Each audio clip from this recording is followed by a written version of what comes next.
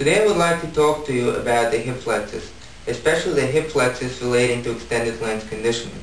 This is specific to martial artists, especially throwing the front kick, but the same exercise I'm about to demonstrate can be used for gymnasts, dancers, cheerleaders. What a lot of people don't know is that the hip flexors need to be also very strong in extreme range of motion or extended length conditioning. Okay? Now, this way I'm not talking about the kicking leg anymore, but I'm talking about the supporting leg. Let me explain what I mean. When a front kick is thrown, if the hamstring is not flexible enough, the pelvis will shift to allow the hamstring to be a little bit longer. Okay, this can be a rotation of the pelvis. The rotation of the pelvis causes the lengthening of the hip flexor. Okay, that's one point. The second point is when the body, let's say this is the most that you have the flexibility in your hamstring, so if the leg goes up, the body will go back to compensate.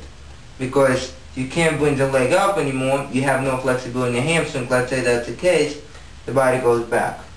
If the body goes back, you could see that now the hip flexor takes the pressure. Because my body is behind the center of gravity, so the hip flexor as well as the abdominals is under pressure in the stretched range of motion. Okay? So, for me not to get injured, now we're talking about supporting leg again, not the kicking leg, because most people practice the kick, most people do some kind of conditioning for the hip flexors in the normal range, but for the extended range, not to get hurt, the muscle must be strong in this range. Okay? Abdominals as well, but most people do exercise for the abdominals, so that's not a problem. Okay? Very often people do this exercise, sometimes with a weight, sometimes not. Good exercise, but it does not isolate the hip flexors. Okay?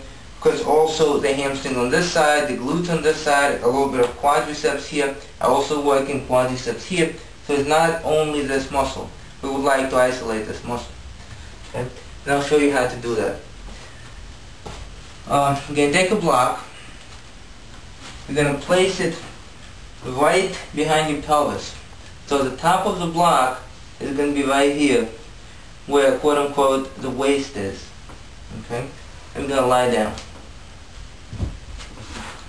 Now on one leg, we're going to do obviously this exercise on both sides, but you should never do anything on one side, but I'm just going to put it on one leg that I'm going to demonstrate with.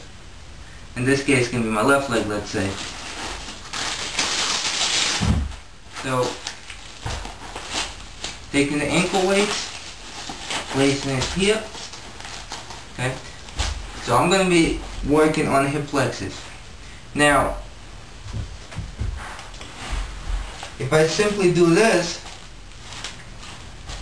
I don't know if you can see, but my pelvis can shift. My pelvis shifts. So the movement is not necessarily from here, but also from the pelvis, from the abdominals. Maybe I'm pushing back down with this leg to help.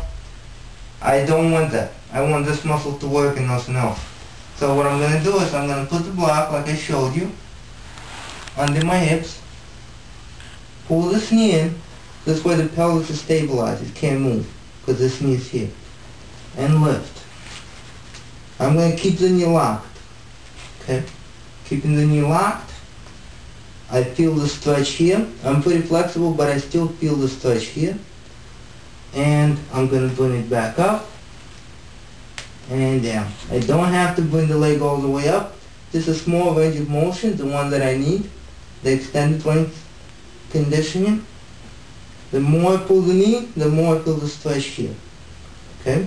But I'm keeping this knee here to stabilize it. And up. And down. Keeping the knee locked. Because if I bend the knee, that's it. Nothing is happening here. So it's locked. And this exercise also is going to help you for your true front split. Okay? Because when you do a true front split, there's only so much that your hamstring can do Some of the flexibility got to come from the hip flexors.